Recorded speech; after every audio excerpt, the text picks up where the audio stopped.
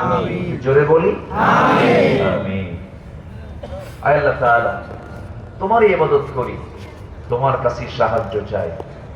সরল পথ, সঠিক পথ তুমি আল্লাহ আমাদের দেখায় দাও।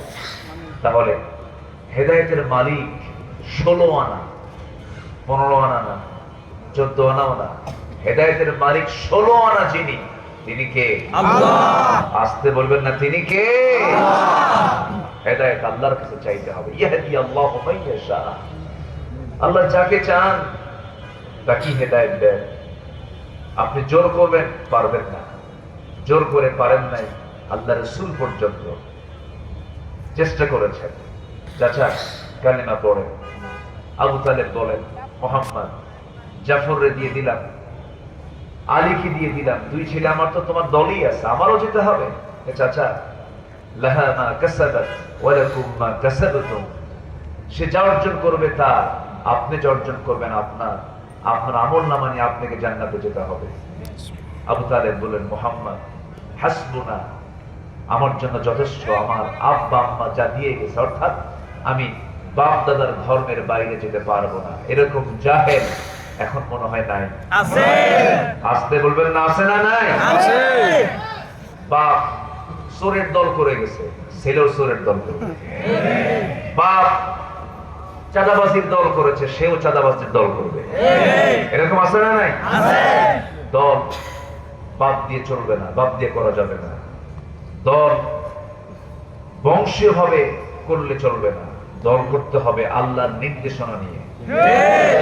আল্লাহ যে দল করতে বলেছেন, যে মতে চলতে বলেছেন, যে পথে চলতে বলেছেন, সেই দল এবং সেই মতের পথেই আমাকে চলতে হবে।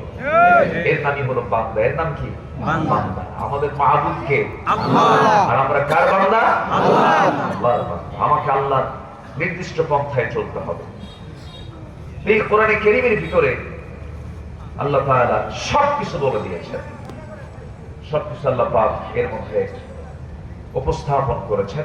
এমন কোন ইলম নাই পৃথিবীর যে ইলমটা এর মধ্যে লুকানো আছে, এর থেকে দূরে আছে। পৃথিবীর এমন কোন জ্ঞান নেই যা এর মধ্যে থেকে বাদ পড়েছে। সব আল্লাহ পাকের মধ্যে তুলে ধরেছেন। এটা হচ্ছে মাদার। এটা কি? মাদার, মূল। এটা সম্মানিত ভাইয়েরা, হেদায়েতের উল্টা পথ যেটা, হেদায়েতের বিপরীত যে পথ, এটাই হলো ভ্রষ্টতা। এটার নাম কি? ভ্রষ্টতা, বলালা। আরবিতে কি বলা হয়? বলালা। আর কুল্লু বলালাতিন ফিন নার, প্রত্যেকটা ভ্রষ্টতাই জাহান্নামে চলে যাবে।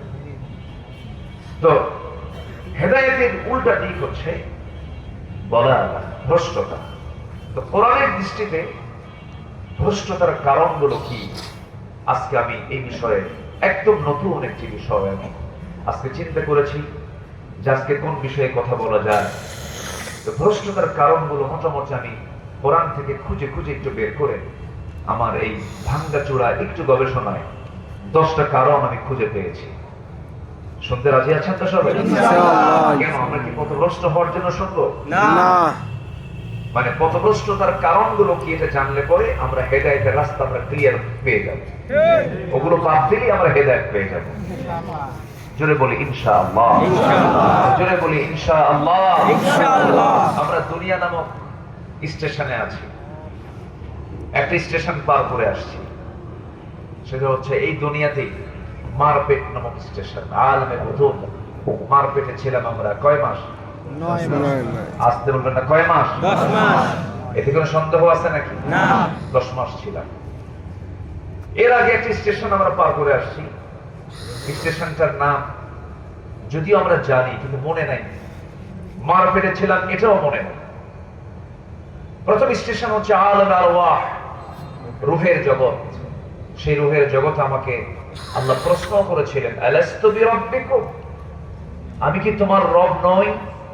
সেই দিন সেই প্রশ্নের জবাবে আমরা কি বলেছি? না, না, হ্যাঁ। লা বলেছি না বালা বলেছি? বালা। বালা। আলাস্তু বিরাব্বিকুম ক্বালু বালা, আমি কি তোমাদের রব নই? তিনি কি বলেছে? আমরা লা না বালা? বালা। বলেন, জোরে বলেন, কি বলেছি? বালা। বালা। হ্যাঁ, তুমি আমার রব। আচ্ছা বলেছি যে এটা কি মনে আছে? না মনে আছে? না মনে থাকবে কেমন? মনে থাকার কোনো সুযোগ তো নেই আমাদের। মার পেটে ছিলাম, এটাও মনে থাকার কোনো সুযোগ নেই, কিন্তু মার পেটে ছিলাম এতে কোনো সন্দেহ নাই। আমি বলেছি হ্যাঁ তুমি আমার